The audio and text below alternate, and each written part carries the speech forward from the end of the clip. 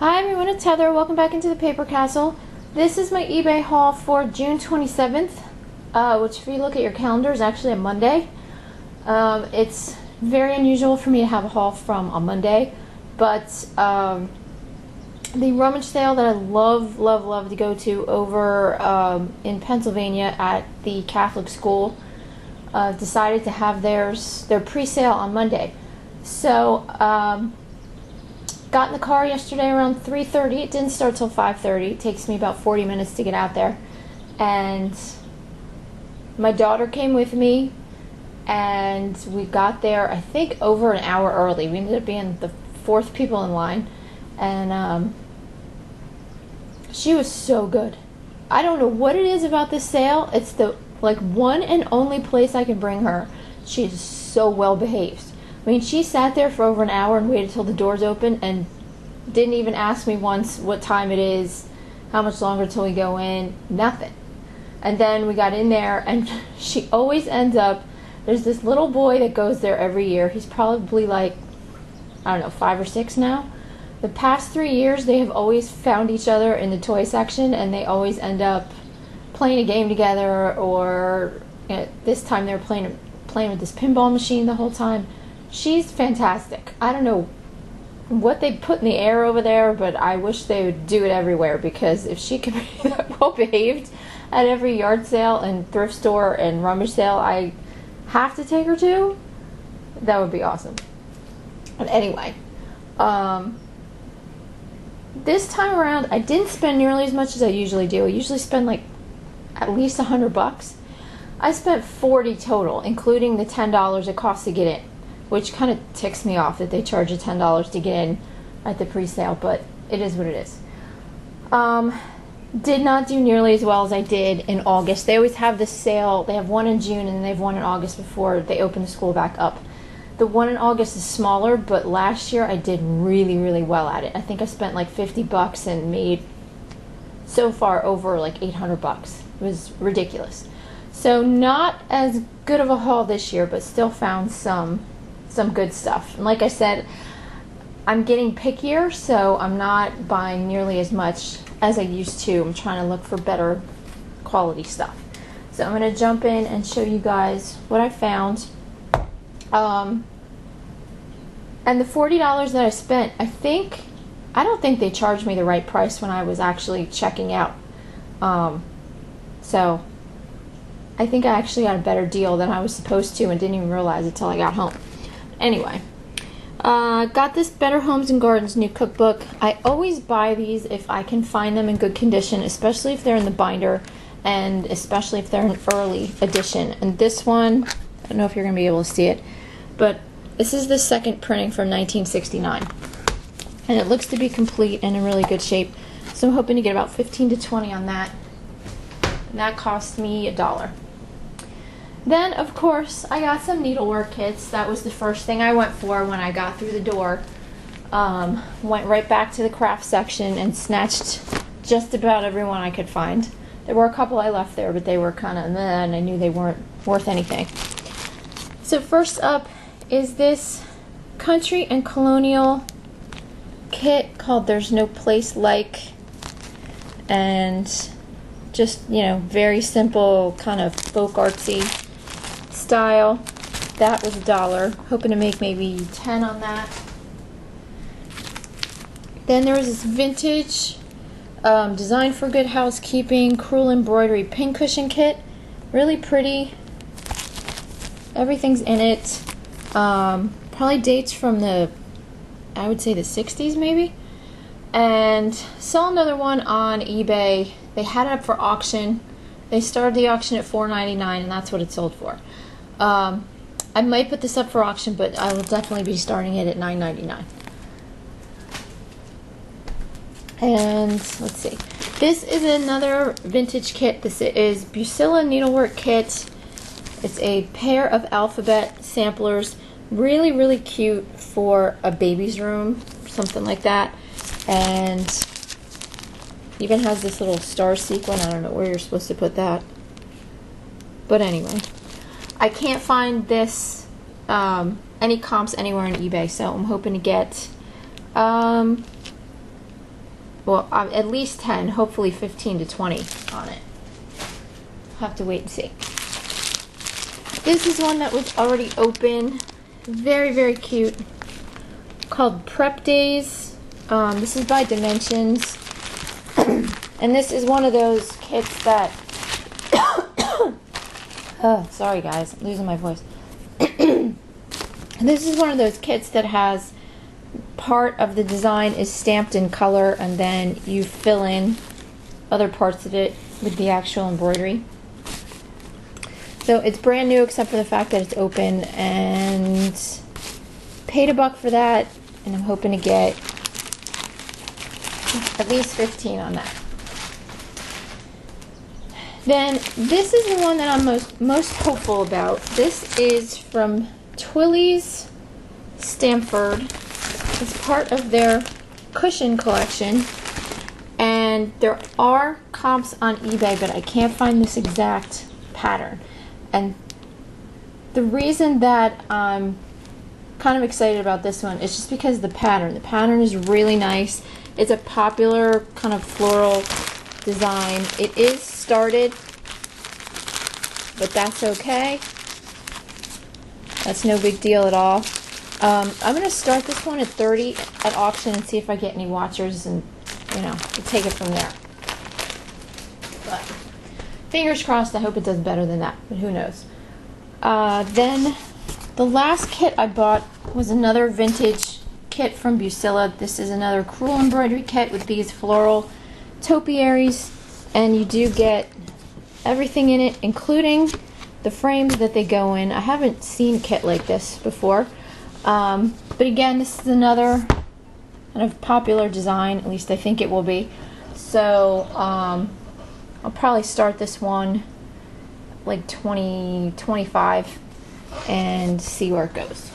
And that also cost me $1. Yeah, they all cost me $1 except for one of them. The little pincushion kit, that was 50 cents. So moving on, I did go to the boutique table. I went there pretty soon after I snagged all the embroidery kits to see if there was anything good left, and I did find a few things. I ended up spending $8 at the boutique table. First thing I got was this Wedgwood box. This is in the wild strawberry pattern, which started in 1965 and they're still making it today. There's a ton of different pieces in this pattern. And I found this little box. Found out after doing my research that it's a little ring box. There are hexagonal boxes like this on eBay, but none with these kind of curved edges. So I'm hoping that that means that mine will sell better than the other ones, which look a little bit more blah. I paid $3 for this, and hopefully I'll get at least 20, maybe 25 for it. Then I was really happy when I saw this. I've sold ornaments like this in the past from Corning, but it's been from their Opal line. There's a whole line of really delicate filigree ornaments, and Corning named the line Opal, O-P-E-L-L-E. If you look it up on eBay, you'll see a bunch of those that have sold. And it's amazing that this is glass. And I can't find this one anywhere. Actually, it's hard to find this Corning collectible, what is it, Delicate Glass Creations anywhere. I've seen 3 on eBay. They're all snowflakes, and I haven't seen one like this. But it's hard for you guys to see this, but it's so paper thin, it's ridiculous. And they're actually very sturdy too. But I got this for $1, and I will probably start it at around 25 and see what happens with that.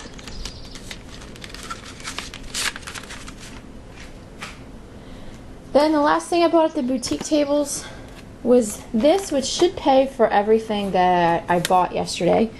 This is from Dr. Hauschka's Skincare. I believe they sold this kit on QVC. This is a set of holistic aromatherapy bath oils. They're all brand spanking new in the package. Cost me $4, and I should easily be able to get $40 for this at least. There's another seller on eBay who has this up for $70 right now, but one recently sold for $40. So maybe I'll slap mine up there for $50 and see what happens. Next thing is I found another Walkman. Found a Sony Sports Walkman. This is a WM-FS 420 for $3. The good thing about the sale is they do test things, and they'll put on the price sticker, tested, working, tested, you know, for parts or, you know, whatever, which is nice because a lot of Rummage sales don't do that. They just throw it on the table and you take your chances. So this one does work. Should be able to get 25 out of that. Hopefully the post office will not break it in transit like they just did the last Walkman I sold and had to give the lady her $25 back, which I was not real happy about. I did go downstairs to the basement / cafeteria. That's where they have all their furniture, artwork, and all their holiday items. And I found 2 holiday items down there. Spent a whopping $6 in the basement. I got this little box because it said Fitz and Floyd on the bottom. This is from their Old World Santa pattern. This is their lidded candy box, which wrote down in there so I don't forget. Produced between 1988 and 1991. And paid $1. Should be able to make about 20. And the other thing I bought, which is kind of unique, in this box it cost me $5. They're all these hand-cut paper Christmas trees. They're really delicate. This one is missing a flower, but I think the rest of them are okay. And the reason that I bought these, along with these topiaries, are because, let me find one that has a label on it. They were all labeled, I don't know if you guys can see that, but they had some name I can't pronounce up here, and then it says handmade in Denmark. And you guys know how I love to buy Scandinavian stuff. Unfortunately, I couldn't look these up in the basement because I don't get good phone service down there. So I took a chance, got these, and when I came home, I found that there were 3 or 4 listed on eBay, individual trees, and they're all listed at, I think, $20 a piece. So if I get, you know, $15 to $20 per tree, at least on the Christmas trees, that'll be awesome. I have no idea with the topiaries. There weren't any comps on the topiaries on eBay. Then I bought one game. I got this Sherlock Holmes Consulting Detective game. Never heard of it before. This one's from 1981. And as I was looking at the games, there was this guy, and he was kind of hogging the whole game section, and he was busily looking things up on his phone and had a pile and was guarding his pile, and he was just being really kind of obnoxious. And I saw this game kind of above his head in a spot that I could reach it, so I snagged it and I looked it up really quick and paid $1 for it and should be able to get 20 to 25 out of it. And I just had a really good sense of satisfaction out of this because I snagged it away from him, and I'm sure that he would have gotten to it eventually and stuck it in his pile, but he didn't get the chance. So, I know that sounds catty and petty, but I really don't care, because sometimes, you know, those people at the rummage sales, the obnoxious ones, they just drive you crazy. Alright, I don't know what these are going to do, but I have a good feeling about them. I saw these in the book section. These were in the, I think they were in the science box for whatever reason. But anyway, they're these old magazines called Architectural Forum, and they're, as you can see, pretty old. This one's from 1921, in excellent shape except for the spine, and just really, really detailed pictures, awesome ads, and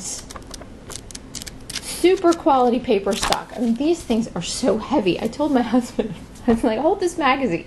And I handed it to him. He goes, oh my God, what's this made out of lead? And as you can see, a single copy back then was 60 cents. Ugh, wouldn't that be nice? Anyway, I found this one. Whoops, that's different. I found this one from February of 1926, and I found this one from May of 1927. There are architectural forms on eBay. Most of them are from the 30s and 40s. I don't think there's any from the 20s up on eBay.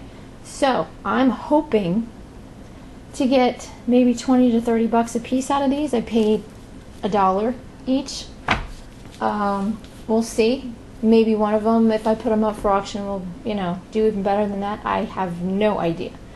There are a lot of things in this haul, as you can see, that I just have no idea how they're going to do. And then the last thing I got was this other magazine called Pencil Point, a journal for the drafting room, another architectural-based magazine from February of 1932. Got this mainly because it said George Washington Architect on it. There's a whole article in there about him. And again, has amazing pictures and ads, and I just loved looking at these things. Anyway, that's that. I'll keep you posted and let you know how those turn out. And finally, my kind of home run of the day was this little box, and they have a bunch of tables set up, and then they have shelves kind of standing on the tables, and there's all kinds of little tchotchkes on those shelves. And I saw this across one of the tables. Sorry, this lighting's so bad. I saw this across one of the tables, and I couldn't reach it, and I kind of saw it this way, and it looked interesting to me. So I quickly tried to walk around the table. Somebody was in my way, and I had to wait for them to move. And as soon as they moved, I snatched this. And it had a 50-cent price sticker right here. So I couldn't read the whole engraving on the top, which says "Tutto è possibile," or possibile, I think, which is Italian. And turned it over, and it says "Match, handmade in Italy," and then it's stamped. Well, because of the stamp, and because, of course, it said Italy, I had to buy it. So I spent the 50 cents, didn't even research it on my phone, came home, and as I was sitting there researching it, my jaw dropped to the floor, and I was so happy because I found out that this little box sells for about $75 to $80 on eBay. Oh, very, very happy. I looked at my husband and I said, have I told you lately how much I love the fact that you're Italian, how much I love Italy? He just looked at me and goes, what'd you buy? And I said, this little box is worth like $80. He goes, of course it is. It's Italian. So, anyway, that was my big home run of the day. And that's it. Not bad for 40 bucks. Worth the drive out there. And then we had dinner at Dairy Queen, and I got my M&M Blizzard, which makes me very, very happy. So thanks for watching, everyone, and I'll keep you posted on what the items sell for. And I'll talk to you soon. Bye.